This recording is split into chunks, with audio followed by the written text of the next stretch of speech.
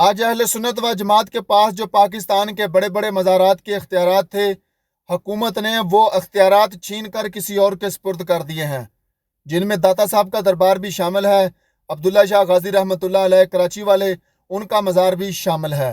ان کے اختیارات چھین کر وہاں پر کسی اور کو بٹھا دیا ہے، ان کے گدی نشین کسی اور کو حکومت نے مقرر کر دیا۔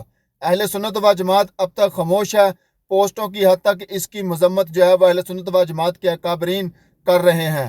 آج افسوس ہو رہا ہے اہل سنت کی اس حالت پر۔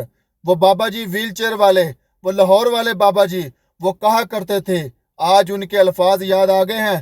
انہوں نے کہا تھا کہ پترو گل مسجداں دے سپیکراں تک نہیں رہنی، اج ساڈے نال کھڑے ہو جاؤ، بعد جی تانوں ساڈے ورگا بھی کوئی نہیں جے ملنا۔ تو وہی بات ہوئی ہے، آج واقعی ان جیسا کوئی نہیں ہے۔ آج واقعی پوری اہل سنت و جماعت کے اندر وہ بابا جی جیسی للکار کسی کے اندر موجود نہیں ہے۔ بابا جی کے لخت جگر آج بھی ان کو جبری طور پر غائب کیا ہوا ہے، کوئی بھی اس کے لیے آواز کسی نے نہیں اٹھائی۔ 8 مہینوں سے بابا جی کا مزار بند ہے، بابا جی کی مسجد بند ہے، اہل سنت کی طرف سے کوئی مضبوط آواز نہیں اٹھائی گئی۔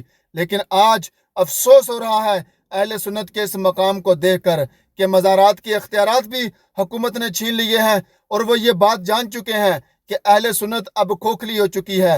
اہل سنت کے اندر دم خم باقی نہیں رہا کہ اہل سنت جو ہے وہ جواب دے سکے۔ اب بات سمجھ آئی تمہیں؟ جب ہم کہتے تھے کہ اکٹھے ہو جاؤ، خدا کی قسم اکٹھے ہو جاؤ، اتفاق میں برکت ہے، لیکن ہم نے نہیں سنی بات، ہم اکٹھے نہیں ہوئے۔ ہم نے جناب کوئی سنی تحریک بنائی، کوئی تحریک بنائی، کوئی تحریک بنائی، آپس میں ہم بٹ گئے، ہمارے اندر اتفاق رہا ہی نہیں۔ اور ایک بات اور یاد رکھو، اب اپنی اپنی باری کا انتظار کرو، سب کی باری آئے گی، ایک ایک بندے کی باری آئے گی۔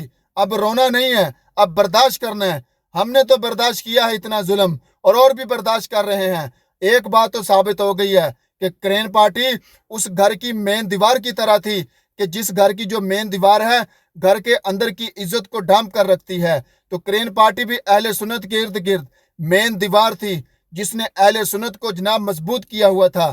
اب وہ مین دیوار گر گئی ہے، اب اہل سنت کھوکھلی ہو چکی ہے۔ اب ہم بھی دیکھیں گے کہ کون ہے جو جناب کرین پارٹی کی طرح للکارے، جو کرین پارٹی کی طرح آقا دو جہاں صلی اللہ علیہ وآلہ وسلم کی ناموس رسالت پر پہرا دے، ختم نبوت پر ڈاکے مارے جا رہے ہیں۔ اب ہم دیکھیں گے کون ہے جو ختم نبوت پر پہرا دے گا۔